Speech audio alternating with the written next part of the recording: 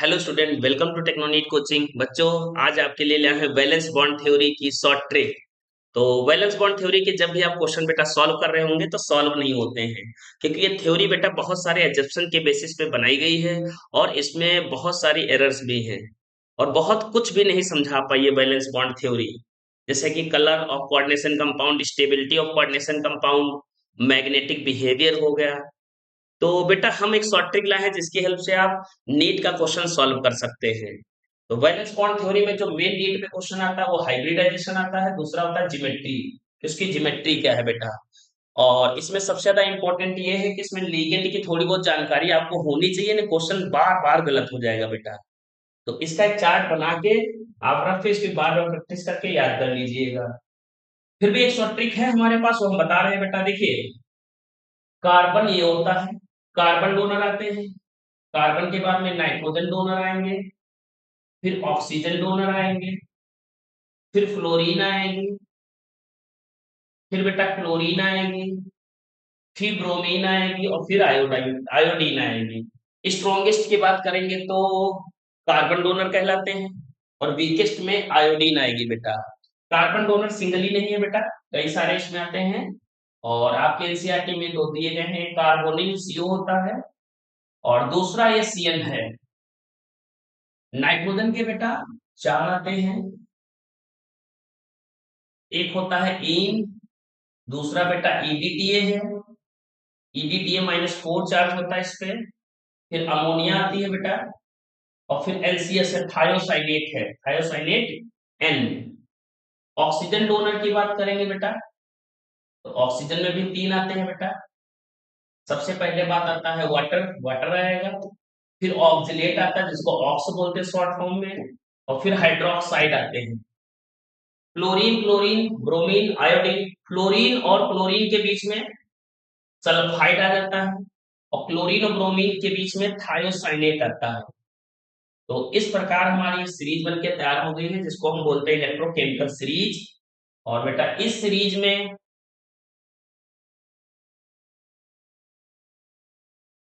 जब हम लोग लेफ्ट टू राइट जाएंगे, इसको लेफ्ट लेट कर लीजिए, इसको राइट। तो लेफ्ट टू राइट जाने पे जो लिगेंड की स्ट्रेंथ और एनर्जी है वो इंक्रीज होती है, आप ऐसा याद कर लीजिए, ठीक है। सिंपल सा है, सबसे पहले कार्बन आएगा, फिर नाइट्रोजन आएगा, ऑक्सीजन आएगा, फिर फ्लोरीन, क्लोरीन, ब्रोमीन और आयोडीन आएगा। क्लोरीन और ब्रोमीन के बीच में बेटा थायोसाइनेट आ जाएगा और फ्लोरीन क्लोरीन के बीच में सल्फाइड आ जाएगा। कार्बन के दो डोनर हैं, सीओ और सीएन। नाइट्रोजन के चार है, याद कर लीजिएगा, इन हो गया, इन के बाद में ईडीटीए। अमोनिया हो गया बेटा, उसका एनसीएस हो गया। ऑक्सीजन के तीन है बेटा, सबसे पहले वाटर होगा, फिर ऑक्जिलेट हो जाएगा बेटा, और उसके बाद आता है हमारा ओएच एन हाइड्रोक्साइड। और आगे चलते हैं बेटा। तो जैसे कोऑर्डिनेशन नंबर 4 वाला कॉम्प्लेक्स हमको मिला, जिसको हम MX4 बोलेंगे। तो MX4 पे बेटा दो तरह के हाइब्रिडाइजेशन आते हैं, या तो sp3 आएगा या तो DsP2 आएगा।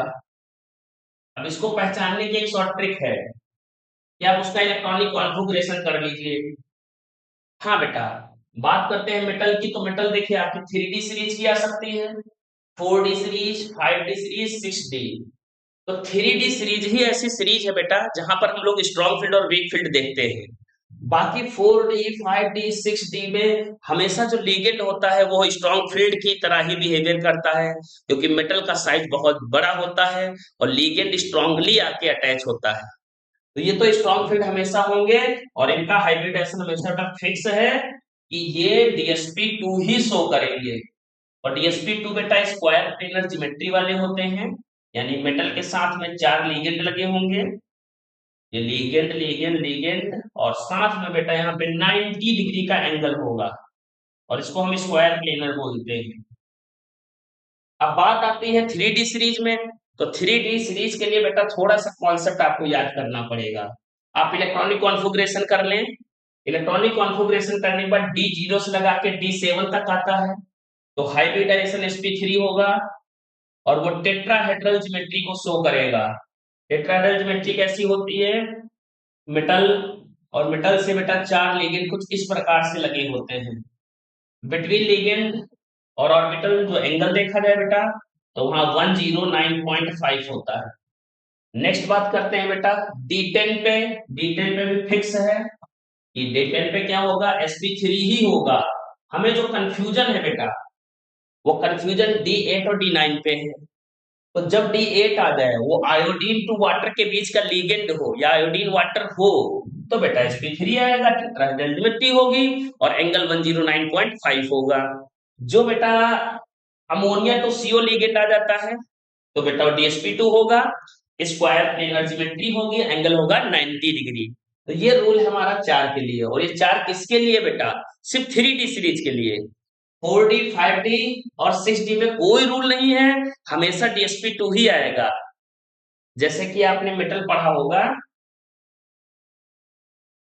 प्लेटिनम, तो प्लेटिनम 3D की नहीं है, तो उसका प्लेटिनम के साथ कोई भी क्लोरीन है, ब्रोमीन है, आयोडीन है, अमोनिया है, वाटर कुछ भी जोड़े उसका DsP2 ही आंसर आएगा।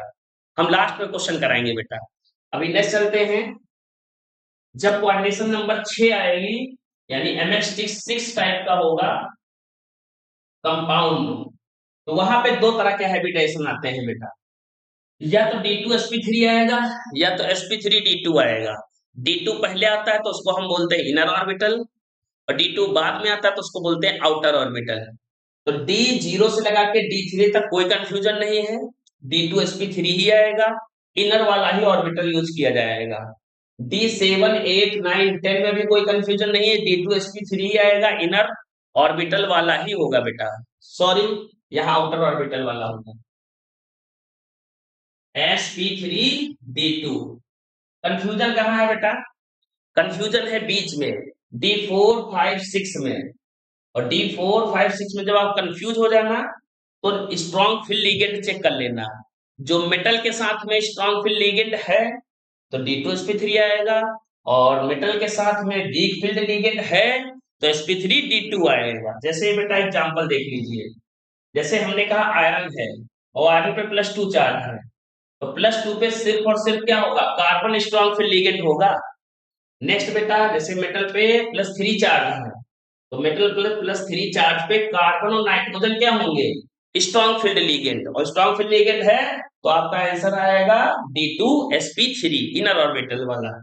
नेक्स्ट बेटा मेटल पे +3 है तो कार्बन नाइट्रोजन ऑक्सीजन पे क्या आएगा, स्ट्रॉन्ग फील्ड लिगेंड हो जाएगा बेटा। कोबाल्ट का स्पेशल केस है, होता +3 है और कार्बन नाइट्रोजन और ऑक्सीजन सभी स्ट्रॉन्ग फील्ड लिगेंड की तरह बिहेवियर करते हैं। तो जब हम लोग क्वेश्चन करेंगे तब आप समझ पाएंगे। तो 6 का क्या रूल है, D0 से लगा के D3 तक हमेशा फिक्स है, D2sp3 आएगा। D7 8 9 और 10 पे क्या है बेटा, sp3D2 आएगा, आउटर ऑर्बिटल आएगा।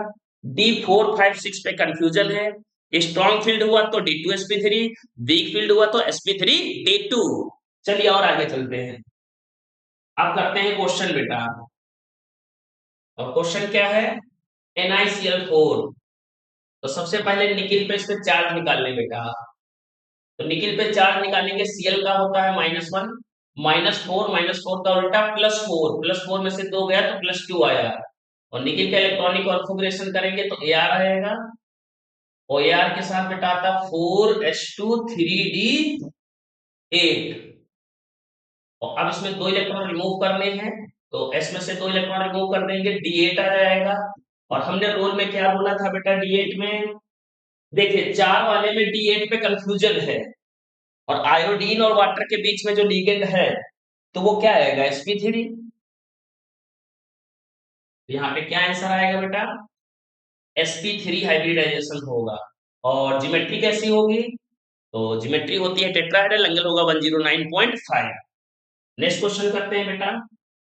इस बार निकिल पे चार्ज 0 आया है, 0 चार्ज का मतलब अरीना आएगी यानी Ar आ जाएगा, 4s2 3d8 होगा। अब जब तक s खाली नहीं होगा तब तक हाइब्रिडाइजेशन नहीं होगा, तो इसलिए s का इलेक्ट्रॉन जंप करके d में जाएगा और D10 हो जाएगा। बच्चों D10 पे कोई कंफ्यूजन नहीं है, चेक करें, D10 पे कोई कंफ्यूजन नहीं, देखिए sp3 आएगा। तो ये कैसा होगा बेटा, sp3। नेक्स्ट क्वेश्चन बेटा करते हैं, एक और कर लेते हैं।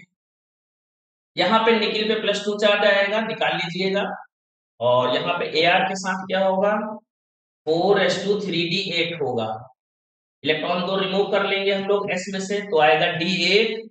D8 पे क्या है, अमोनिया 2, ये देखिए अमोनिया 2 CO के बीच का लिगेंड है, इसका मतलब क्या आंसर आएगा हमारा, DsP2 आएगा बेटा।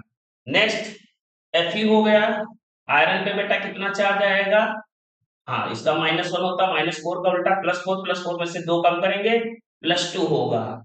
अरीना लिख लिए और यहाँ लिखे 4s2 3d6, S में से 2 इलेक्ट्रॉन निकाले तो D6 है, D6 में कोई कंफ्यूजन ही नहीं है बेटा, आंसर आना है हमारा sp3 टेट्राहेड्रल ज्योमेट्री। देखिए पीटी का मतलब क्या हुआ बेटा, ये 3d की मेटल नहीं है, ये 4d 5d 6d से रिलेटेड है, फिलहाल ये किसकी है बेटा, 4d की है। तो प्लेटिनम का है तो हमेशा ही DsP2 होगा।